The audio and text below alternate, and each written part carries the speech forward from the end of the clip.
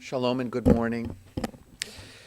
I'm Rabbi Josh Caruso from Anshe Chesed Fairmount Temple, and I'm honored, privileged, and also sad to take on this task of escorting Mildred to her final resting place. But it's such a comfort to her family that you are here today. We remember her with great love. In the words of Ecclesiastes, a season is set for everything, a time for every experience under heaven, a time for dancing, a time for wailing, a time for birthing, a time for dying, a time for speaking, a time for silence, a time for seeking, a time for losing. The time of mourning is a complicated time, filled with many emotions and memories, both bitter and sweet. We begin our service with the recitation of psalms and prayers, thus linking Mildred's life with the 3,000-year-old tradition of the people Israel and the eternity of God. I invite you now to join with me in the recitation of Psalm 23. The Lord is my shepherd, I shall not want. He maketh me to lie down in green pastures. He leadeth me beside the still waters. He restoreth my soul. He guideth me in straight paths for his name's sake. Yea, though I walk through the valley of the shadow of death, I will fear no evil, for thou art with me. Thy rod and thy staff, they comfort me. Thou preparest a table before me in the presence of mine enemies. Thou hast anointed my head with oil, my cup runneth over. Surely goodness and mercy shall follow me all the days of my life, and I shall dwell in the house of the Lord forever. Eshet Chayil Miyimsa. What a precious find is a woman of valor. That was Mildred Heller. Her worth was far beyond rubies. Her husband, Bob, put his confidence in her. He lacked no good thing. She was good to him all the days of her life. She opened her hand to the needy. She extended it to the poor. She was clothed with strength and splendor and those long fingernails. She looked to the future always cheerfully. She opened her mouth with wisdom. Her tongue was guided by kindness. She oversaw the activities of her household. She never ate the bread of idleness. Her children come forward and bless her. And her husband praised her. Many women have done superbly, but you, Mildred, you surpass them all. Charm is deceitful, beauty may be vain, but a God-revering woman is much to be praised. Extol her for the fruit of her hand. Wherever people gather, her deeds speak her praise.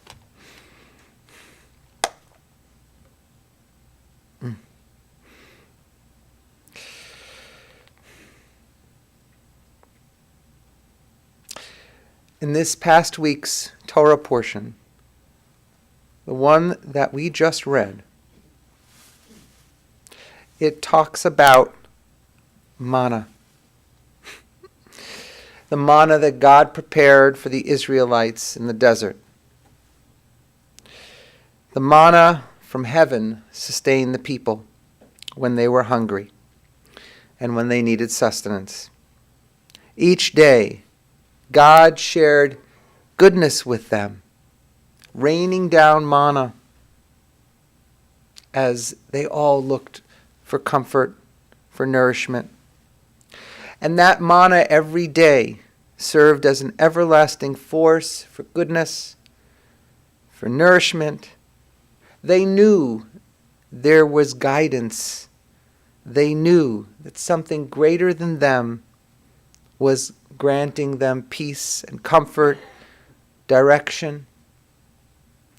Today, we pay tribute to a woman who is also a force for good, one who nourished us.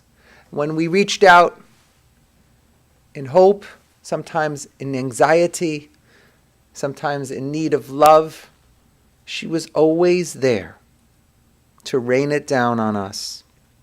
She was always there to bring it to her family, to her friends, to anyone she came in contact with.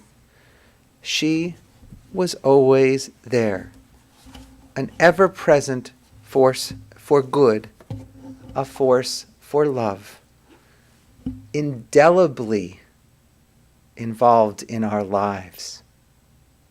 Mildred did not walk in a quiet way. She didn't walk in that seamless way where we didn't know if she was there. She always made sure we knew she was there. And after that interaction, we were always better for it.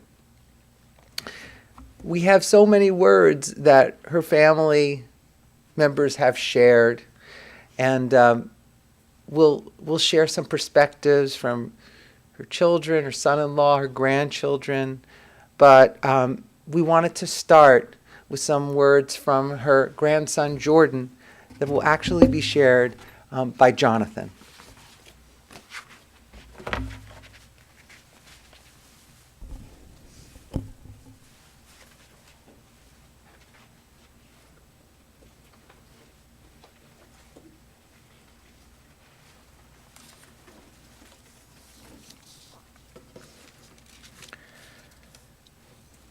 When I woke up this morning, I couldn't believe my ears when I was told that one of my best friends in the whole wide world had passed away. No words could describe how crushed I was to hear that I had lost my Nana. When I was younger, we weren't the closest. I remember we would fight very often.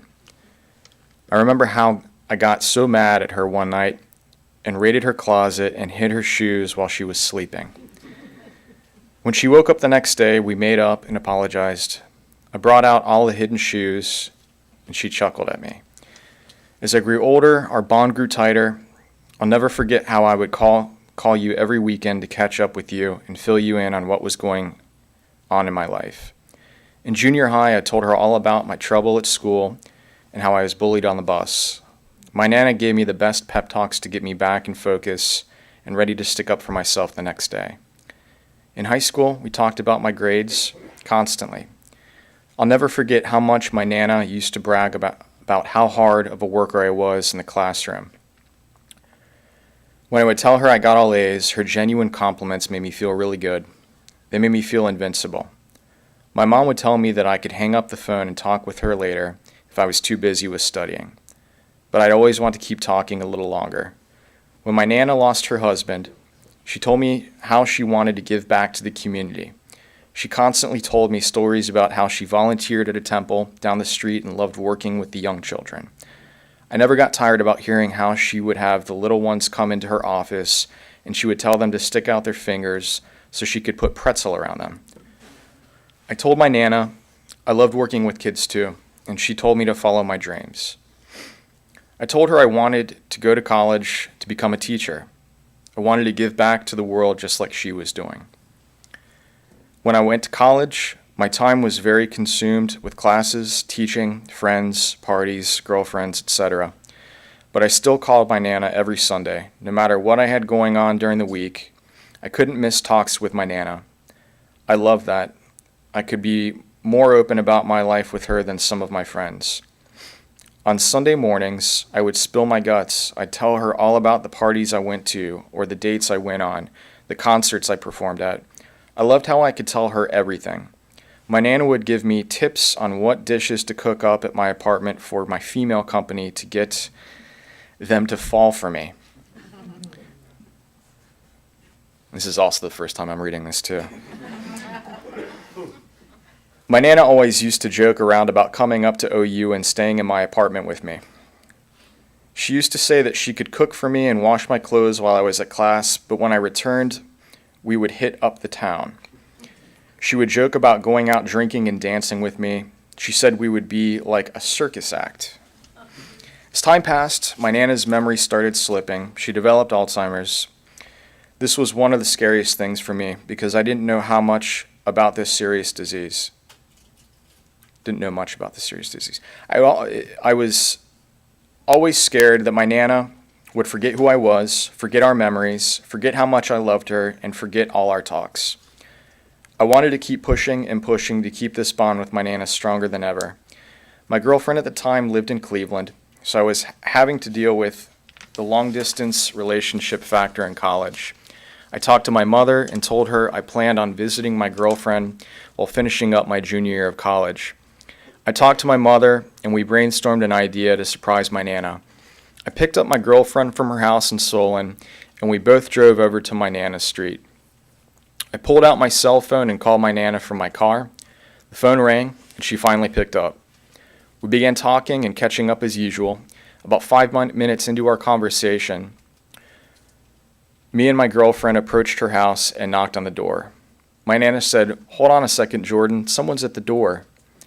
My Nana opened up her door, and I was standing in front of her eyes still on the phone. I'll never forget seeing my Nana's smile when she opened up the door.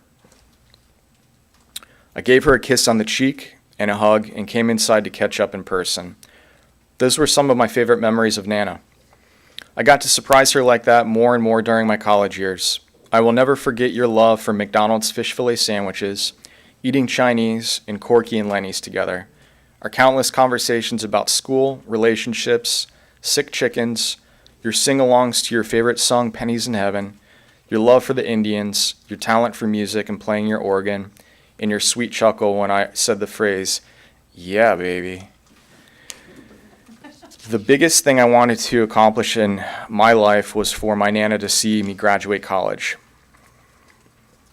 I thank God every day for granting me this wish. I got to say my final goodbyes to you before you passed, but I would give anything to bring you back to me and have another talk or hear another dirty joke. I got to hold your hands and kiss your cheeks for the last time, but you will always be with me, Nana. You were truly one of a kind. I never got to meet my grandfather, but you told me that he was such a magical and special man like me, and that was the reason I was given his middle name, Robert Heller. Tomorrow is my grandfather's birthday, so I like to think that God took you up to heaven to be with him on his birthday. Thank you, God, for blessing my Nana with 96 years of unforgettable and golden memories. Rest in peace, Nana. I will love you forever.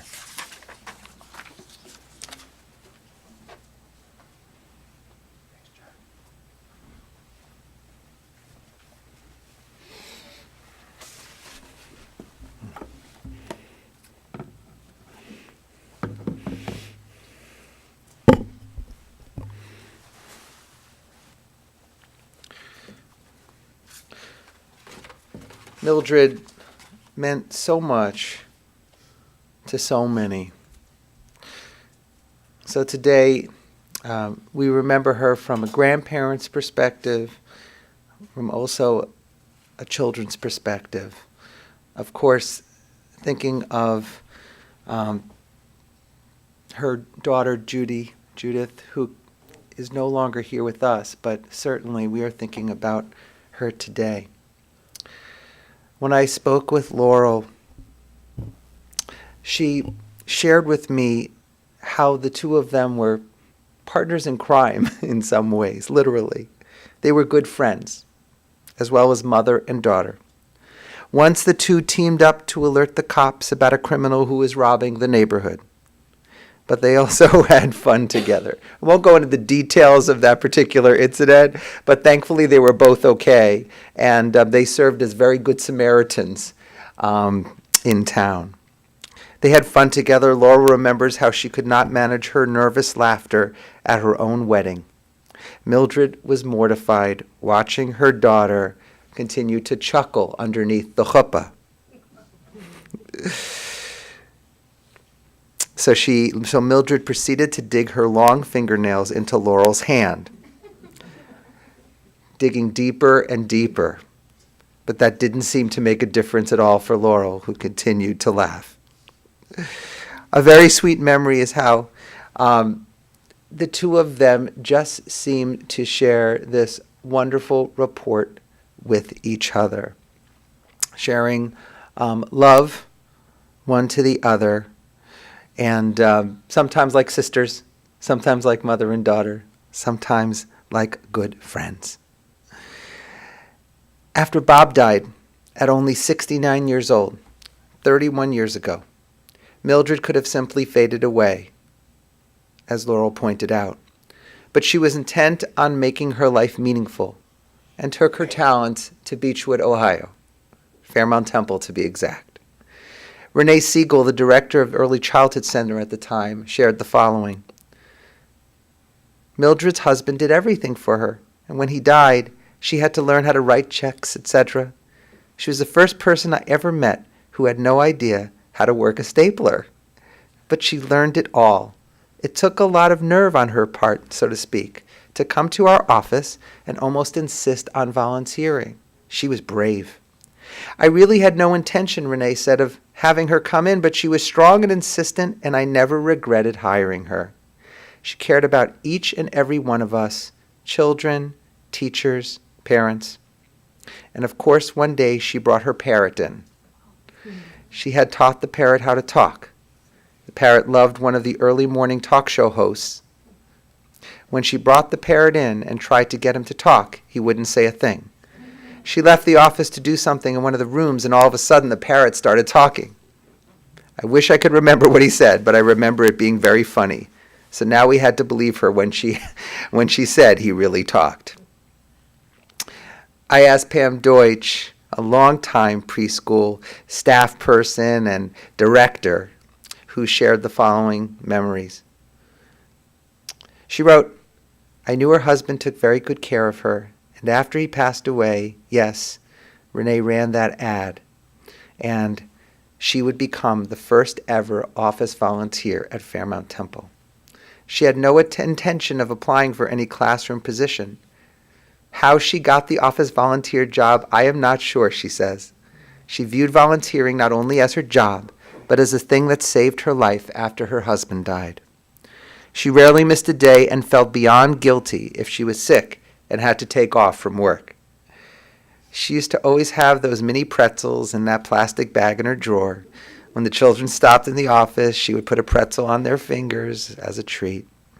She developed a regular following. She really loved those kids. They made her so happy. She took great pride in her work. She was great at cutting up and creating scratch paper from old leftover expired notes to parents. I had at least 2 drawers full, Pam says. As she aged, she had an uncanny knack for transferring phone calls to the wrong person. Another memory. One year, she received the President's Award for volunteering. She was so excited that the President of the United States had decided to give her an award. It was just the President of the Temple, which is an important award as it is. We didn't really want to burst her bubble, Pam wrote. We finally explained that it was from the President of our Board of Directors. She really loved the staff, and they thought she was a very special lady. This job meant so much to her as she declined. She had a driver bring her to work and take her home at the end.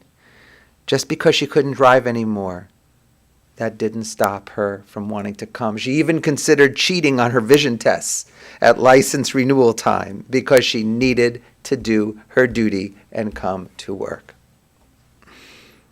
Another note from one of our staff people, Hetty Silber. Everywhere Mildred went, she took her parakeet Blue. When people came down to the preschool and said hello to Mildred, you had to say hello to Blue too. Blue traveled everywhere Mildred went, even Cincinnati. Hetty writes, when my son was going to the University of Cincinnati, I mentioned to Mildred that I'm going to be traveling back and forth to Cincy. Mildred said she goes all the time to see her daughter, and if it happened that I was going the same time she was going, I am welcome to catch a ride with her and Blue. She said that Blue sits in the front seat always, and that I would have to sit in the back if I wanted to go. Of course, Mildred would put that seatbelt around Blue's cage. There are priorities. Mildred's son-in-law, Ron, had shared that what really stood out to him is her utter and complete love and devotion to family. Everything she did revolved around them. Her ultimate joy, he writes, were her special dinners, birthday, holidays, whatever. The eating area in her small condo was made for maybe 6 people, but somehow she would get 12, 14, 18 people in that little space, with an assortment of card tables, folding chairs, whatever it took to be sure everyone was included. Never did she complain about how much work was involved or what was needed for cleanup. She just absolutely reveled in the whole production. Her 2 daughters. To Millie, they both had achieved the absolute height of greatness. They were moms with kids and families that they cared for. I know Millie felt there could be nothing greater than family. Family was everything. When kids or grandkids needed anything, no cost was ever too much. Clothes, school tuitions, loans for cars, whatever they needed, she wanted to pay or help. She seemed like Daddy Warbucks to me on birthdays, holidays, graduations. The checks she gave in her cards were beyond what anyone would call generous. She just loved giving to family. In the entire time I knew Millie, I never heard her complain about her beloved Bob in even the slightest way. Never did he leave the toilet seat up or put his feet on the couch or leave dirty clothes around things that all husbands must sometimes do. Millie never, ever had the slightest bad thing to say about Bob. She was sure he was the perfect guy to head her family. Family was her whole life. And Ron writes, I know she felt that was more than enough to make her life a magnificent achievement. I miss talking to her almost as much as my youngest son. Even when she was in her early 90s, she could make me laugh so hard, I would cry. I remember when I was in vet school, Millie came with me to treat a huge bull. She was safely outside the stall, but when I gave the bull an injection, he roared, and Millie took off running down the barn aisle. She slipped in urine and flipped up in the air, luckily not injured. But I loved how she told everyone how she saved me from the bull she ran. so he would chase her and spare Ron. So many memories. They could fill the pages. I loved her, and I miss her. But no, the best synonym I know for family is Millie Heller. John wrote when he was 5 years old. His family went on a vacation, but he was too young to go where they were going. He was inconsolable. However, within minutes after being left to my grandparents' care, he writes, the crying subsided because my Nana broke into New York, while playing the organ, and I remember beginning to smile. The rest of my stay was full of playing games, listening to stories, eating weird old people candy like coffee nips, and playing on the swing set nearby. We hear about those nips a lot. My Nana was always able to captivate me and take my mind away from whatever was troubling me at the time. She cared deeply about her family, always tried her best to make the best of any situation. Her granddaughter Marnie, she writes, my Nana was the absolute best. Everything was an adventure or a game, even the mundane. A trip to Bernie Schulman's, remember Bernie Schulman's? Now Mark's. Of course, they would pick up the coffee nips, candies, Lucky Strikes, Camels, bags of candy to be stored in the secret cabinet for us to find later, sun-kissed orange, pop. It was always a hunt to find what we'd come for that day. Trips to Davis Bakery for rye bread, lacy cookies, then off to get corned beef. We sure ate a lot of amazing food. Nana was an excellent cook. Traditional Jewish fare with a Hungarian twist. Banana cream, pumpkin, apple pies. I remember many meals around what seemed like a giant dining room table. There was never a shortage of food. Laurel did remind me and tell me about her Hungarian fare, about the chicken paprikash and stuffed cabbage. Indeed, she inherited that culture from her parents. I think her dad was an immigrant and her mom was born here. Marnie continues, I remember standing on her love seat, peering out the big front window, singing songs she'd make up while we waited for my Poppy to come home from work.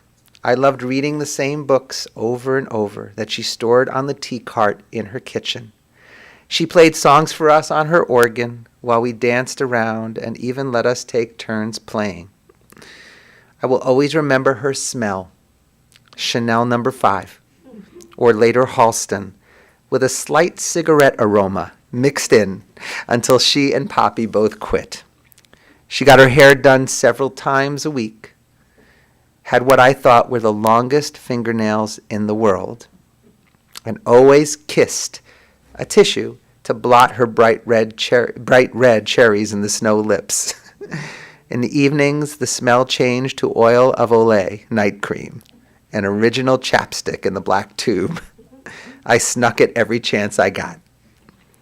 I loved her knitting, her fancy mink coat, all her fancy jewelry. My favorite was the ring she always wore, 2 diamonds for her 2 daughters, 7 birthstones for her 7 grandchildren. She wasn't always fancy.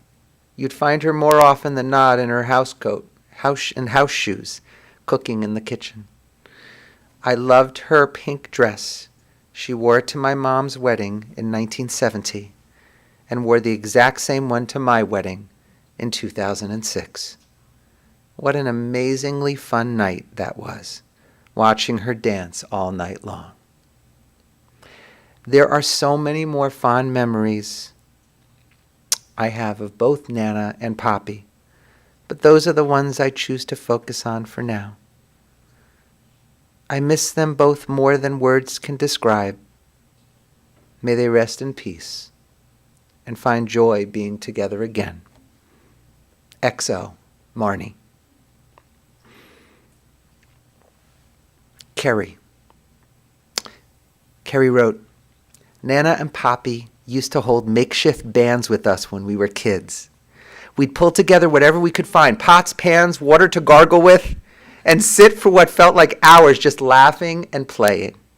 Nana always remembered this time and still talked about it when we were grown up. As kids and adults, my siblings and my cousins all used to tease Nana about touching her freshly done hair and messing it up. We'd stand behind her just holding our hands over her head without even touching her, just to hear her hilarious act that she'd put on about, "Who is touching my hair?" Sitting and listening to Nana play New York, New York on the organ. That was one of my first memories, she writes. Every visit to Nana's was filled with music from the organ. The biggest thing that Nana always reminded me of was that God was in her heart. It didn't matter how she showed it to anyone, because it was surely inside of her.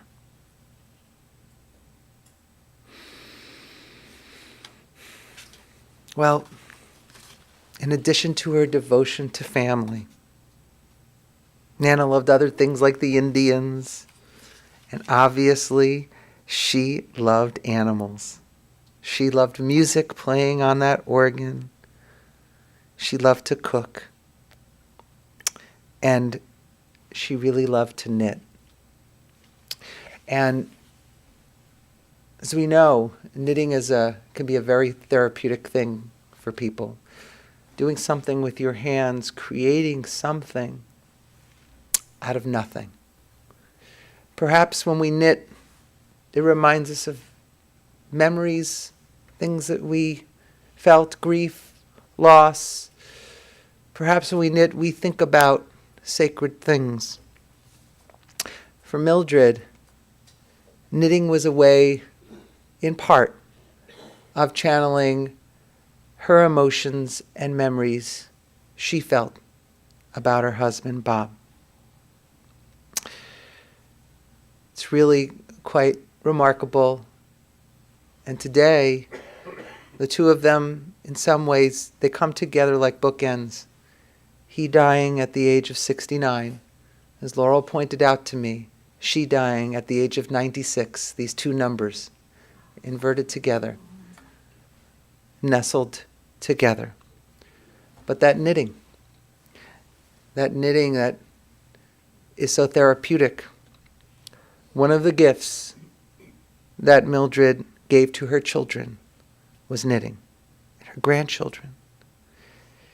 She gave her grandchildren these sweaters that she knit. And on the sweaters was a button. And the buttons came from her husband Bob's suits.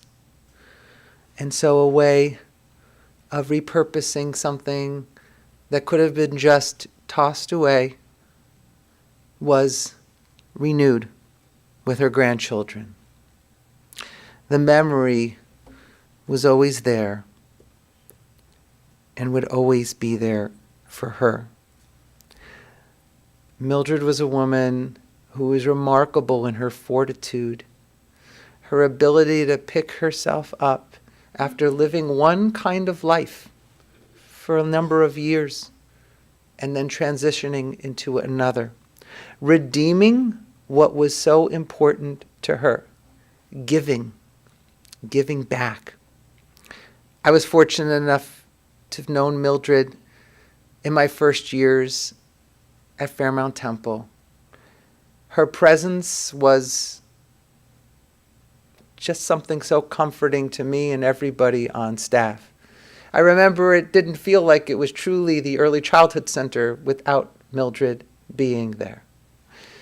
I remember our interactions and her always telling me, "Rabbi, you're going to officiate at my funeral, right?" "Yes, Mildred, but that's going to be a long time from now. I just want to make sure you know." Mildred, of course. I was comforted because at that time I sent my children to the preschool, and I knew that as with Mildred as part of the staff, that my kids were in good hands. There was this wonderful Nana who lived at our temple, a Nana to all of our kids, someone who they could always count on, someone they could love, and she could give that love back because she had that incredible ability to just rain down love. And this manna that came from her heavens, that was boundless love that she was able to give without end. A circle of love, a boundless well of blessing. We are all greater and better for having known her. Zichrona livracha. May her memory forever be a blessing. And let us say, Amen. We just pause for a moment as we consider Mildred's life, the gifts she brought to each one of us.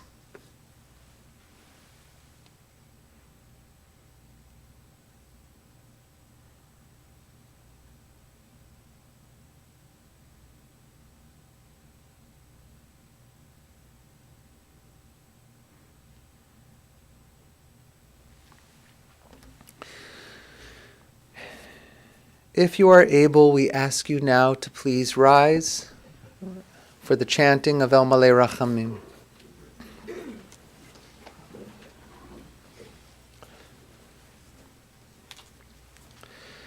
El Malei Rachamim, Shochein Bamromim,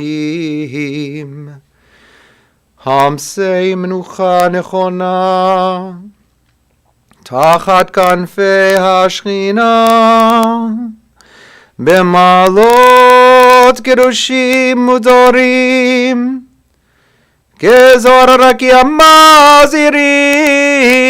את נשמת Mildred Heller שהלכה לעולמה, בגן עדן תהי מנוחתה.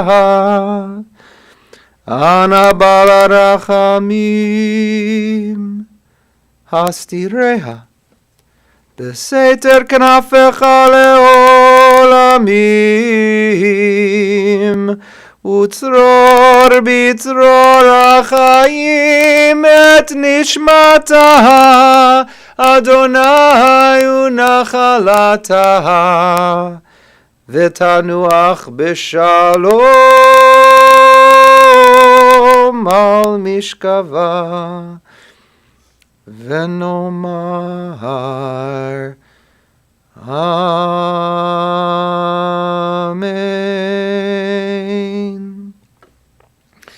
El Malei Rachamim, exalted, compassionate God, grant infinite rest in your sheltering presence among the holy and the pure, to the soul of Mildred Heller, who is gone to her eternal home.